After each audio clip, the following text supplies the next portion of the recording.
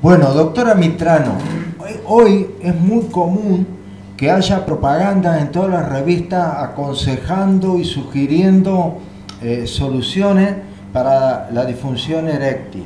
¿Es realmente tan frecuente, prevalente? ¿Es una cuestión de esta época o ha venido siendo igual que siempre?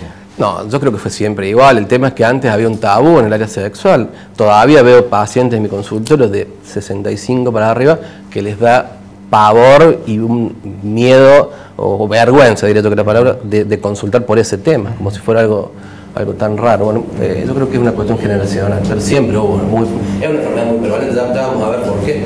Y entonces, en primer nivel, ¿los médicos la encontrarán o tienen que salir a buscarla? Eso, hay gente que ni pregunta sobre el área sexual. Por ahí médicos más grandes por la cuestión de tabú o no hay una gimnasia para preguntar. Básicamente preguntar sobre su función sexual y nada más y derivar.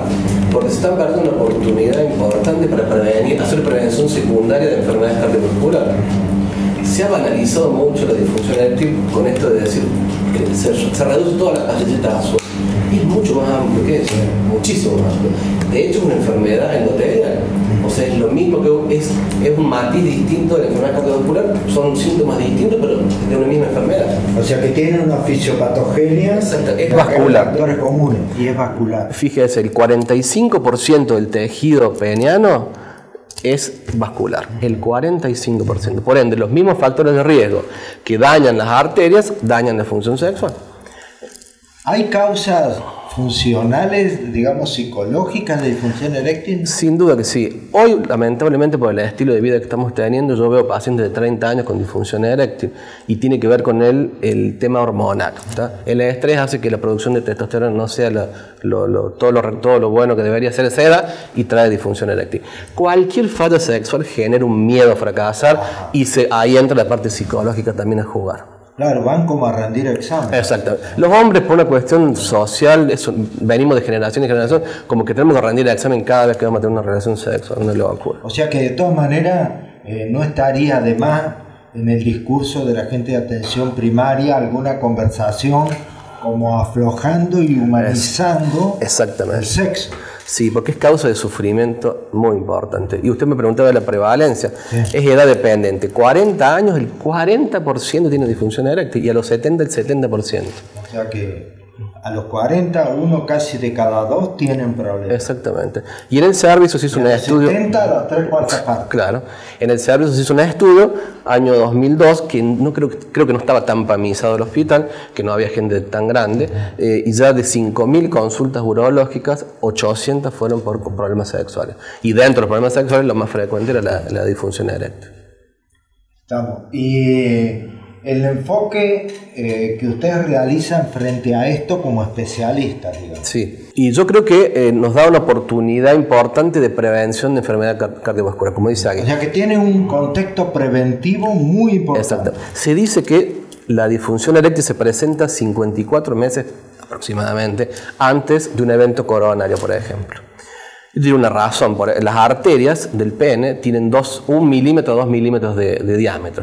Las coronarias tienen 4 a 5 milímetros, las del cerebro tienen 7 milímetros. Por eso es la cronología de la enfermedad endotelial. Empieza con la disfunción eréctil, sigue con un evento coronario y puede seguir con una enfermedad cardiovascular, una enfermedad cerebrovascular. Entonces, si uno le da... No reduce todo a darle una pastillita al paciente, sino que lo estimula a hacer ejercicio, comer sano, a que vaya a su cardiólogo. Bueno, sería una forma de hacer prevención secundaria. Dentro del tratamiento de disfunción eréctil está un estilo de vida saludable. Por supuesto. Correr al paciente hacia un estilo de vida saludable e interactuar interdisciplinariamente con cardiólogos. Exactamente. Y saber que la disfunción eréctil es centinela de enfermedad cardiovascular. Eso creo que es un mensaje para el médico de primer nivel. Y la contrapartida, cuando hay que tratarla farmacológicamente, sí. Ustedes también trabajan con el cardiólogo. Sí, por ahí lo que pasa es por un exceso de precaución o desconocimiento, dejamos a pacientes que no son de tan alto riesgo sin medicamentos. Por ejemplo, un paciente que tuvo un infarto hace un año, no, yo por la duda no le doy nada, me cubro yo. Y es un paciente de bajo riesgo porque ya tiene más de 6 meses. Entonces, si tiene menos de 3 factores de riesgo, si es de riesgo intermedio, hay que mandarlo al cardiólogo para que lo ponga en riesgo bajo de nuevo o lo catalogue como riesgo alto. Los pacientes le tienen bastante temor, a pesar de que ahora está mucho más difundido. Sí, al principio, como clínico, a mí me tocaba refrendar la indicación del urólogo porque llegaba la pregunta y ¿a usted le parece, doctor, que no me da nada? Claro. Etcétera. Sí, a veces por desconocimiento o un exceso de precaución. Básicamente, eso es lo que yo veo por ahí, que muchos pacientes se pierden de ser tratados con el daño psicológico y narcisista que genera una disfunción eréctil en el hombre, ¿no? Que es tremendo. ¿Y qué fármacos disponen ustedes hoy? Y tenemos sildenafil, tadalafilo y vardenafil. Vardenafil prácticamente no se usa porque no demostró ser mejor que el sildenafil. Todo se reduce el sildenafil y tadalafilo como farmacoterapia bioral, digamos. ¿Y la duración del efecto cuánto es más o menos? A mí me gusta dar tratamientos, no ayudas momentáneas. Por eso el tratamiento que yo doy es de toma diaria. Por ejemplo, tadalafilo de 5 miligramos, toma diaria. ¿Qué hace eso? Mejora la hemodinámica del pene, mejora la oxigenación del músculo cavernoso y es un tratamiento rehabilitante. Sí. Por supuesto que a veces eso no basta y uno tiene que incorporar también un tratamiento a demanda para el momento de la relación. Pero después el cerebro es tan vago que a veces el paciente puede funcionar bien con el tratamiento permanente. Sí, muchas veces sí, porque el tadalafilo de 5 tiene por lo menos 24 horas de duración en efecto. O sea que el paciente puede tener espontaneidad a la hora de la relación sexual, no tiene que estar dependiendo de acordarse de tomar una pastilla. Y si no tiene la opción de un suplemento a demanda. Sildenafil o tadalafilo de 20 miligramos, que ya dura 36 horas, este famoso. ¿Cuál es la dosis promedio en general que suelen usar en los tratamientos a demanda?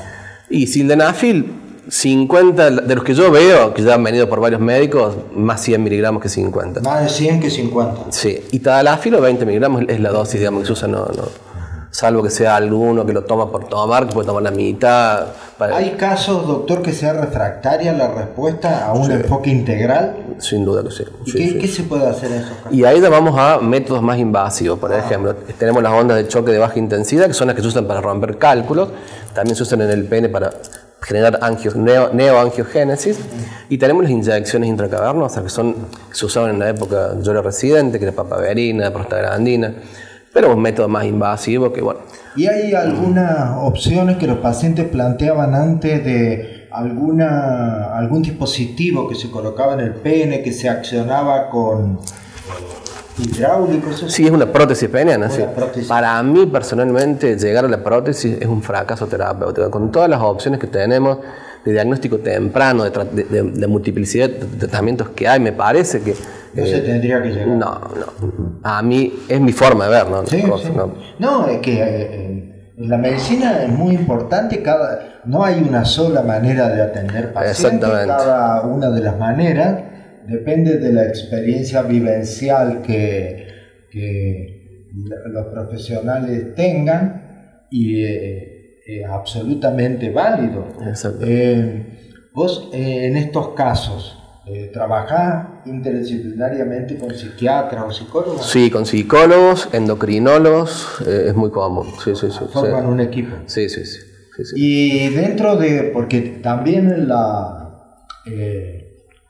propagandas no académicas se ve el trabajo de los sexólogos. ¿Cuál es tu impresión respecto de son cosas que por ahí no quedan suficientemente claros si los sexólogos son médicos, si ejercen la medicina? Es un poco como los osteópatas hoy con respecto a otras especialidades. No, hoy el sexólogo es un médico, puede ser un médico urólogo, un psiquiatra, o sea, es una especialidad posbásica. Posbásica, que pueden ser tanto, ahí donde hay una mezcla es por psicólogos, sexólogos, médicos, sexólogos. O sea que puede haber psicólogos que hacen sexología, sí, y médicos que hacen sexología. Por supuesto, con otra orientación a la médica, pero formado en el mismo lugar, en el mismo ámbito. Digamos. En ese caso, ¿trabajan con la pareja o solamente con el hombre que consulta? Cuando amerita el caso, sí, es muy útil trabajar con la pareja, pero eso lo hacen más los terapeutas, los psicólogos.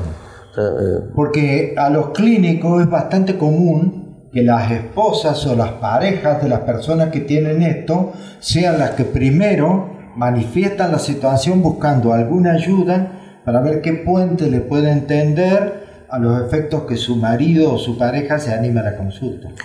Sí, a mí me pasa, es muy común que la mayoría de los hombres manda a su mujer para que saquen de turno, para que... A preguntar eso. Sí, es llamativo.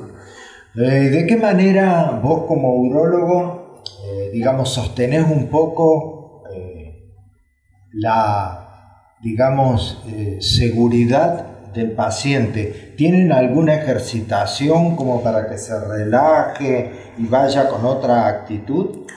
¿Sirve, por ejemplo, eso de plantear que el sexo no es solamente genitalidad? Sí, sirve, pero es muy difícil que lo entiendan. Tremendamente. Está tan arraigado esto de la genitalidad, que no hay sexo si no hay genitalidad.